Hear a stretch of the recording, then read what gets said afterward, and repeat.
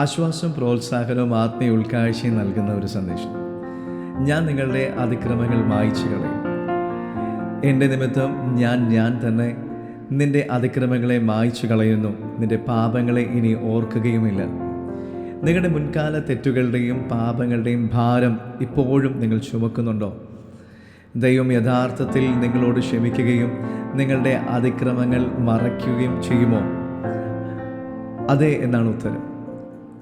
ദൈവം നമ്മുടെ അതിക്രമങ്ങൾ മായ്ച്ചു കളയുമെന്നും നമ്മുടെ പാപങ്ങൾ ഇനി ഓർക്കുകയുമില്ല എന്ന് വാഗ്ദത്തം ചെയ്യുന്നു.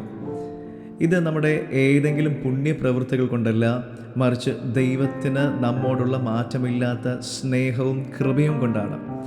വ്യഭിചാരത്തിൽ അകപ്പെട്ട സ്ത്രീ ഈ പാപക്ഷമ പ്രാപിച്ചതായിട്ട് നമുക്ക് കാണുവാൻ കഴിയും. ഗുരുതരമായ പാപം ചെയ്തു എന്ന് ആരോപിച്ച സ്ത്രീയെ യേശുവിൻ്റെ മുൻപിൽ ജനം കൊണ്ടുവന്നു. എന്നാൽ യേശു അവളെ കുറ്റപ്പെടുത്തുന്നതിന് പകരം നിലത്ത് പൊടിയിൽ എഴുതി, ഇവളിൽ പാപമില്ലാത്തവർ ആദ്യം ഇവളെ കല്ലെറിയട്ടെ എന്ന് യേശു പറഞ്ഞു. കുറ്റാരോപിതർ ഓരോരുത്തരും ആയി മടങ്ങി. യേശു സ്ത്രീയോട്, ഇനി നീ പാപം ചെയ്യരുത് എന്ന് പറഞ്ഞയക്കുവാനിടയായി. ദൈവം പാപമോചനത്തിൻ്റെയും കരുണയുടെയും ദൈവമാണെന്ന് ഓർക്കുക.